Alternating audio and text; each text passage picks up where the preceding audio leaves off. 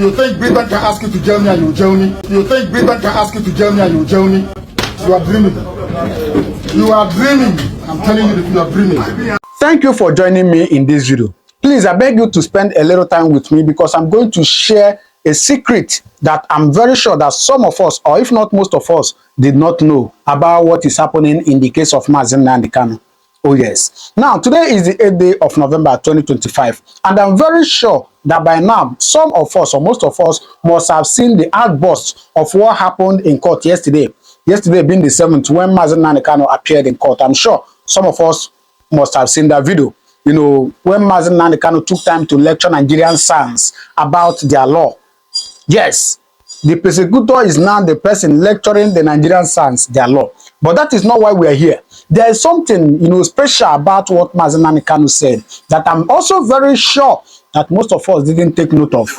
Nnamdi Kanu said something. Let me show you that video. You think Britain can ask you to jail me and you jail me? You are dreaming. You think Britain can ask you to jail me and you jail me? I hope you heard that. You think Britain can ask you to jail me and you jail me? Now, let me remind you that Nnamdi Kanu is a British citizen. I'm sure all of us know that, right? Nnamdi Kanu has the British passport. He's a British citizen. And let me also remind you that I'm very sure you know that most of these European countries, they don't play with their citizens. Yeah, they don't play with their citizens. If you hold any American citizen in Nigeria here, Americans will certainly come for him or for her. So, in the same way, any European citizen you are holding in any country, they will come for that person. But then ask yourself, just for 1 second, ask yourself, why is it that the British has not come in the case of Nnamdi Kanu? And let me also remind you that Nnamdi Kanu has been held for more than 10 years in Nigeria. Unjustly, not just justly, unjustly, he has been held. Yet, the British, those people that claim to hold, you know, they don't play with their citizens.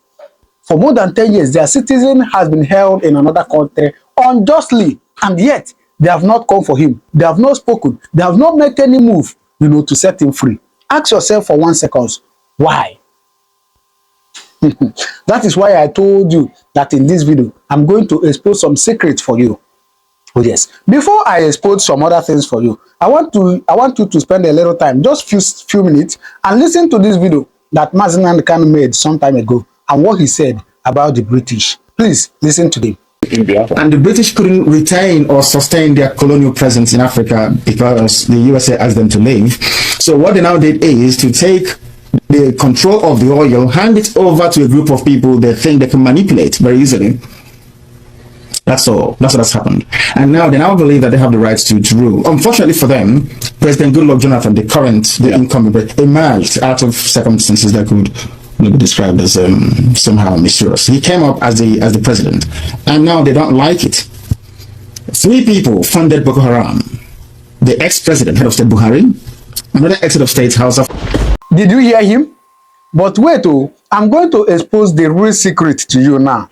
Of course, I don't want to dive into how the British, you know, bought Nigeria, how much they bought Nigeria, you know, even the name they gave Nigeria and how they come about the name Nigeria. I don't want to dive into that. I'm sure some of us, if you have been following me on this channel, I've posted it a couple of times, how British bought Nigeria, how much they bought it, and the name. Nigeria is actually a loyal company. Yes, for them, Nigeria is a company. So it's being managed by some group of people. I don't want to dive into that. But the secret I want to reveal to you now is the secret of how of how Britain is controlling Nigeria. Yes. Please, I beg you. This is one of the educative contents you will see out there on social media. So please, I beg you to listen to this. And then after watching it, you understand what we are talking about. That Nigeria we are calling is not just a country or a nation, so to say, as we see it. Nigeria is being run by some group of people somewhere. Yes, and they are running it as their own company, not a country or a nation. Please listen to this. Operation Python Dance, do you remember it? Yes, it was carried out by the British, executed by Nigerian government. Are you surprised? Let me break it down for you.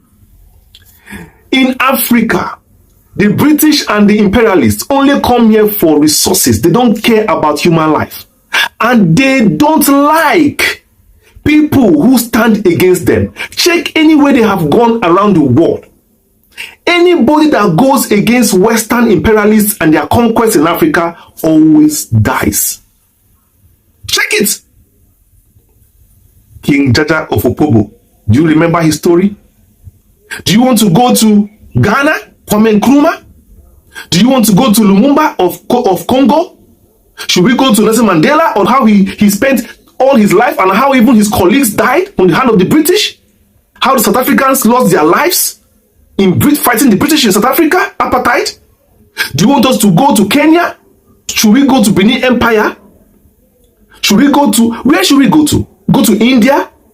Wherever the British has gone to, they will single-handedly pick out those dissenting voices that are talking against them, fighting against them, and they will render them useless. Anyhow they do it, they did it.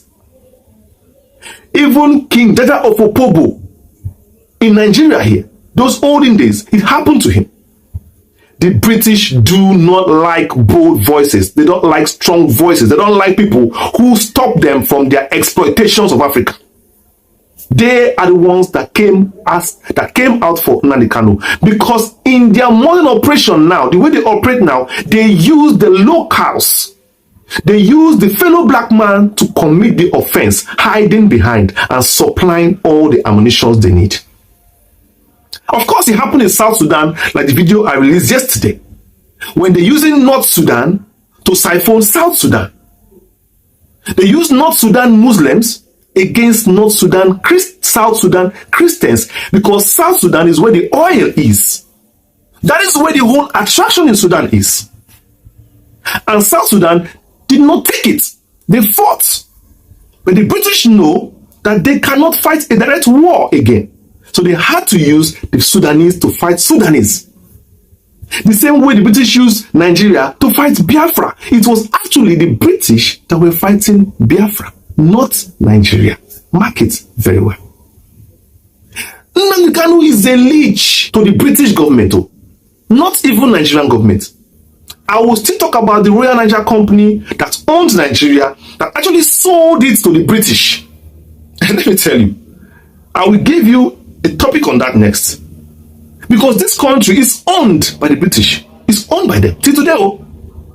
So whatever Nnamdi Kanu is doing, he is doing to the British, not Nigeria. Because Nigeria, the British handed over Nigeria to the North.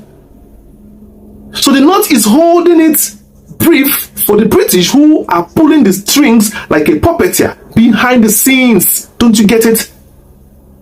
So whatever you see happen to Nnamdi Kanu be executed by the British, whether it was his extraordinary rendition from Kenya, whether it is he was Python dance, it is the British.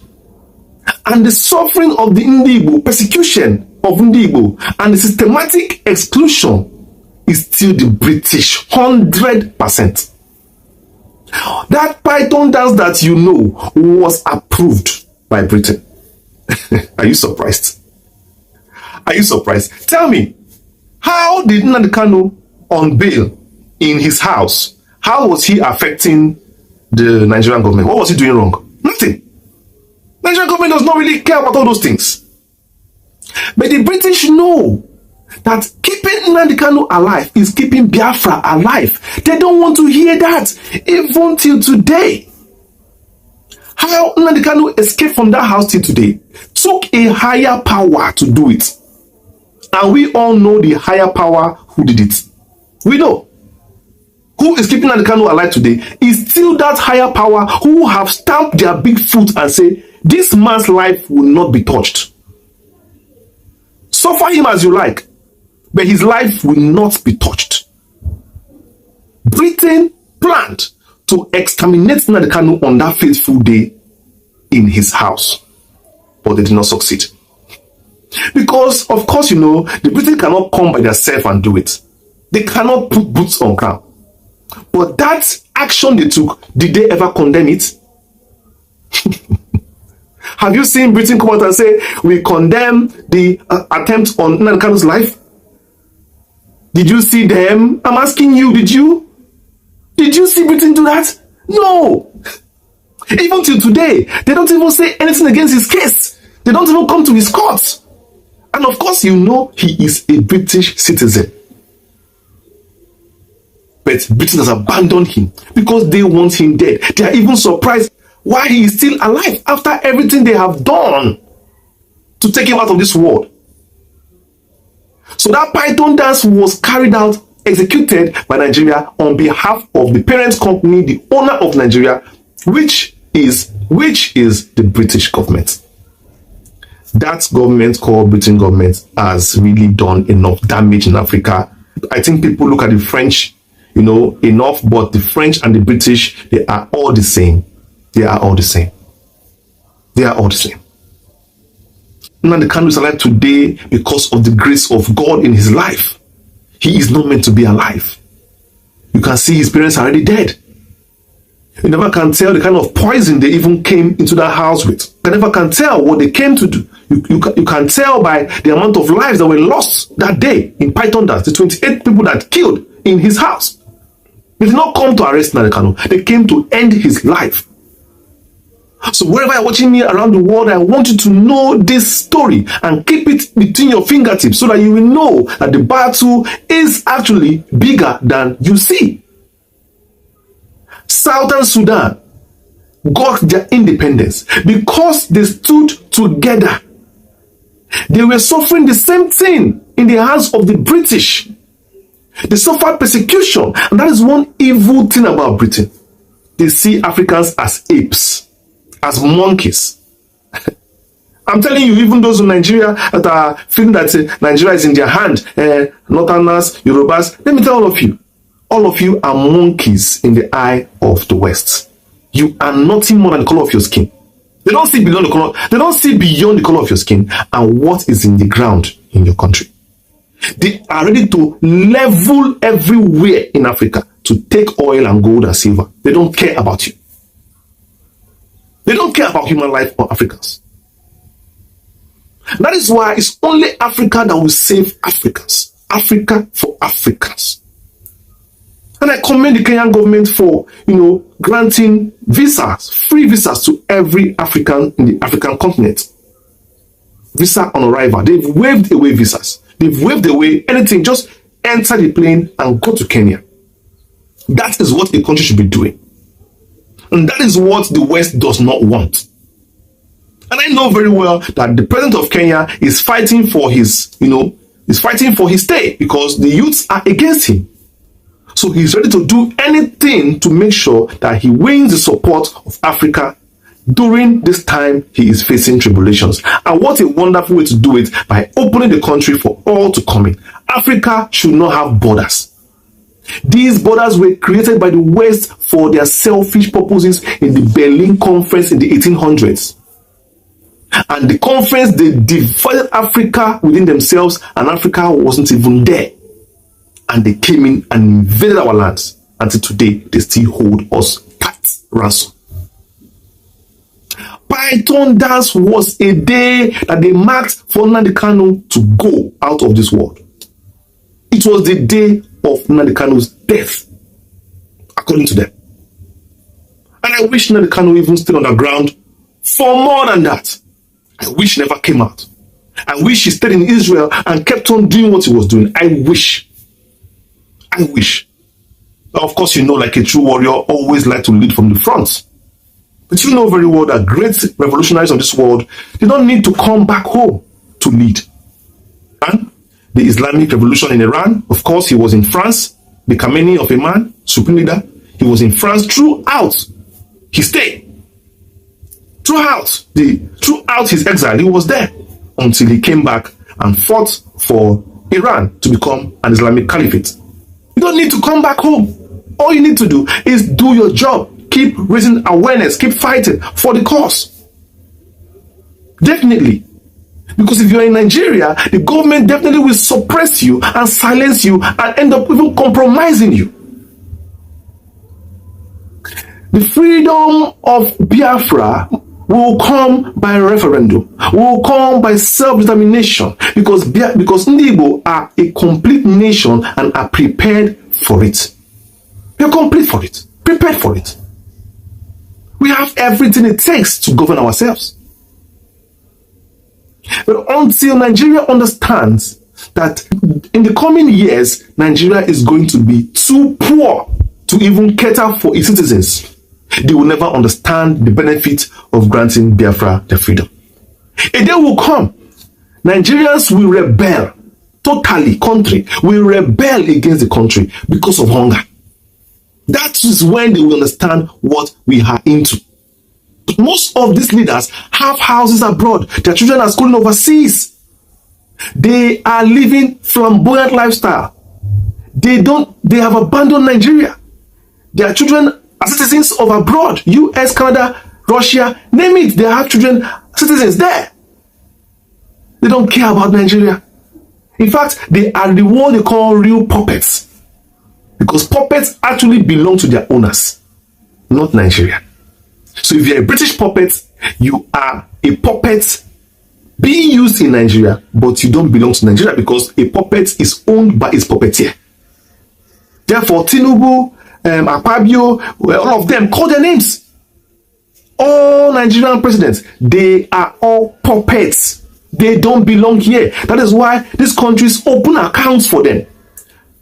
Put your money here, don't worry. We'll open accounts for you. Put your money here. And they open their accounts and they launder Africa's resources and put in the foreign accounts the same way the white men also put their money too in foreign accounts. And whenever they go to visit, they will give them a lavish welcome. And you think there is hope for Africa without a revolution? You think you can just change Africa by one day it will be better. Nigeria will be better. Nigeria go better. I hear people saying on social media, Nigeria go better one day. You know what? We'll have a new president and Nigeria will be better. If Nigeria will get better, that means Britain will get worse because they will not have anything again for Nigeria. Will it ever happen? After helping you fight war, after standing together with you, helping you loot your money, now you want to now block their food. Making Nigeria better means blocking their food. Jonathan tried to make Nigeria better because under him, Nigeria GDP rose, poverty reduced, food supply increased, our naira became valuable and rice was cheap, food was cheaper, fuel was cheaper under Jonathan. That is exactly what they don't like. So they removed him.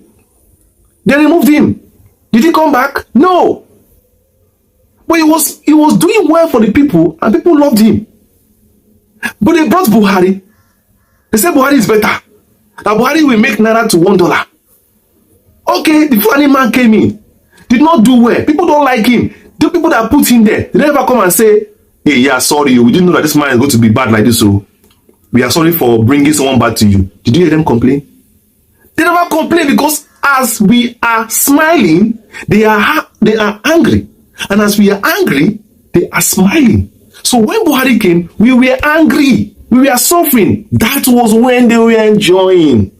Understand this. Don't get it twisted. Don't get it twisted.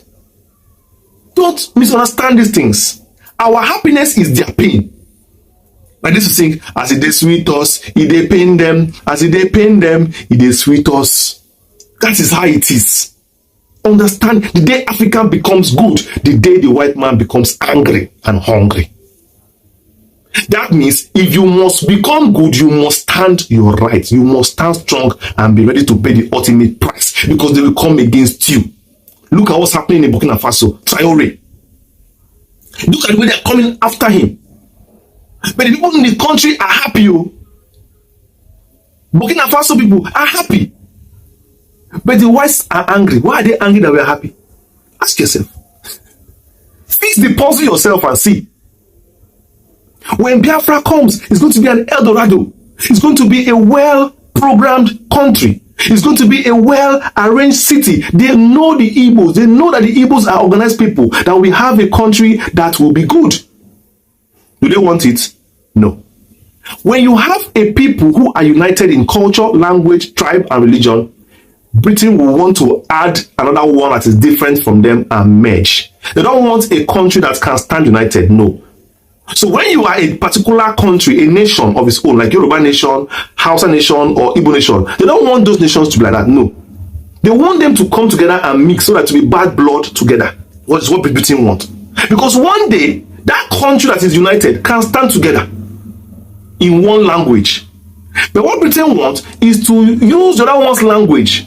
Tell that one, look, this is not your brother. Oh. See, he's speaking Igbo. He's talking against you. Then tell the Igbo man, so that one is Hausa. Oh. That's the kind of country Britain wants. Are you surprised? They are used to this. They are used to it now. They have been doing this since decades. The Britain has been conquering countries since 300, 400 years ago. They know how to rule. They know how to rule, in quotes. They know. For their own profit, they know how to rule.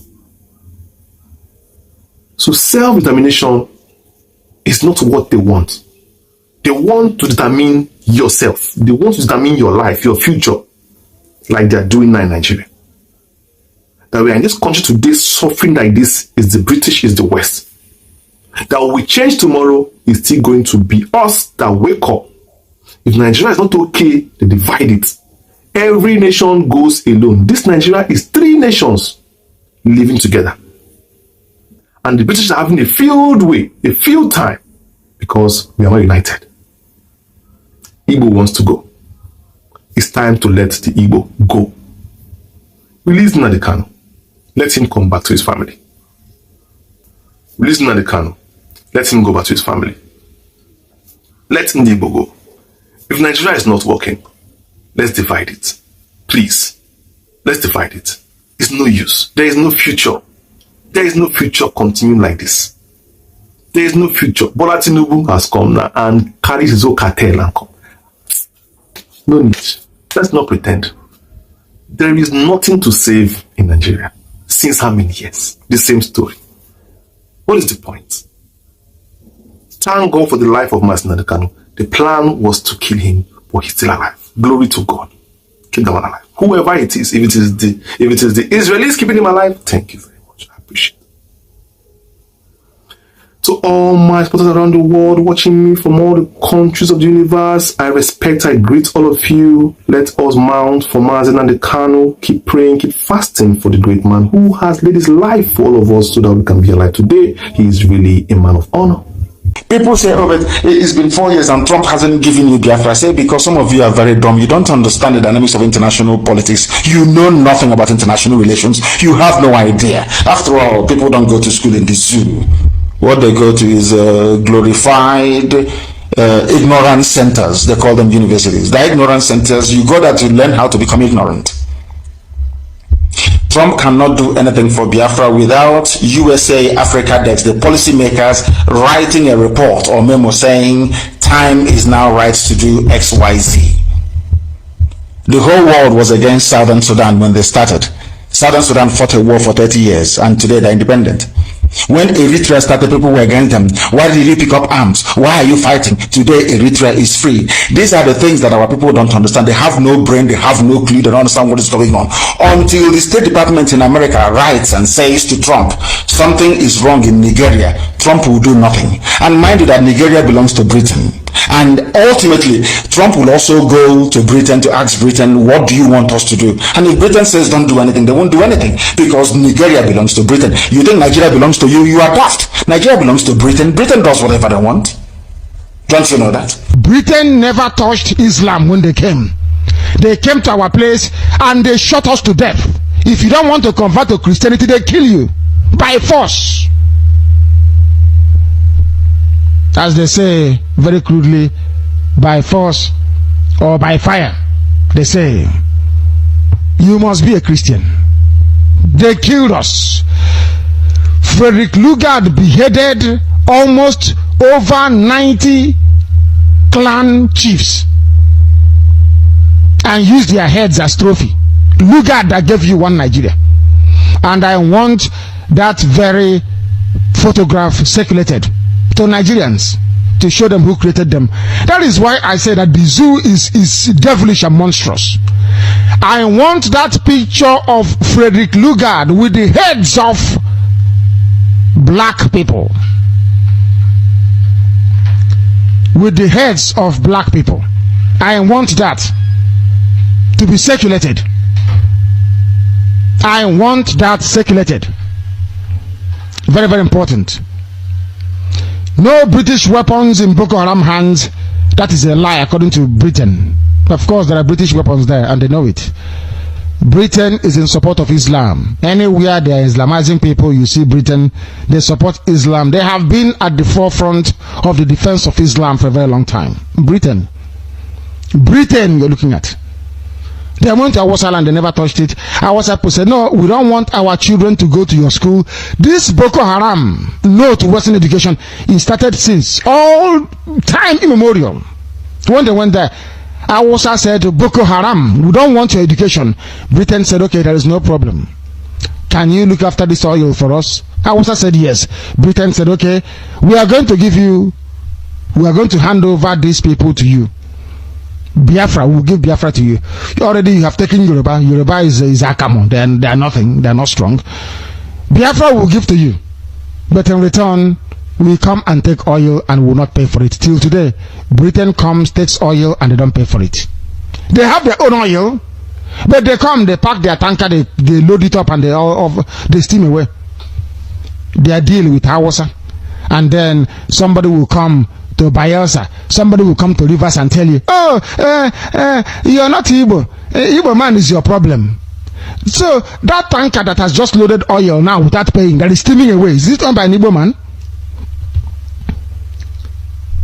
I'm asking those in Niger Delta. That tanker that I've just loaded now, leaving the shores of Biafra land with oil, laden with crude oil, is that tanker owned by an Igbo man? The answer is no. Who owns it? Hausa man. And then they're telling you an Igbo man is your and you believe them. Foolish people.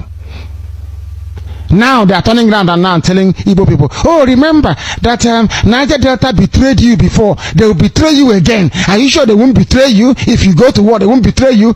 Okay. So before it was their turn to receive that Igbo will do this to them. Now it's our turn to say they will betray. Rubbish. We are one people. You have been lying to us and lying and lying and lying because of your preponderance. Media preponderance. There is this saying that Nigerians and Indians were both colonized by the British. But the Indians rejected the British culture. They rejected the British religion. They rejected the British food. They rejected the British way of doing things and hold on to the British technology. You know, and then we have the Nigerians, that is us Africans, accepted the British culture, the British dress code, the British food, the British every religion, and rejected the British technology. We were colonized to believe that because you speak a perfect English, therefore you are intelligent. But how many perfect English speakers among us invented anything? Okay. How many PhDs who congregate at Capellos and all of those places every evening and drinking and tell you how they got their PhD from Harvard and so forth? You have a PhD in engineering and an illiterate priest from Malawi come and spread a doom on you. People are having a PhD in engineering. Their grandmothers are busy drinking water with goats. They can't make water reticulation machine. Yet the PhD is a level of doctorate, is a level of invention now. You have passed theory to the level of practice. Now, how many of our English-speaking PhDs holders invented anything? Are effective in our community? What do you make of it? Drop your comment in the comment section. I'm going to see you in my next video. Thank you very much. May God continue to bless you.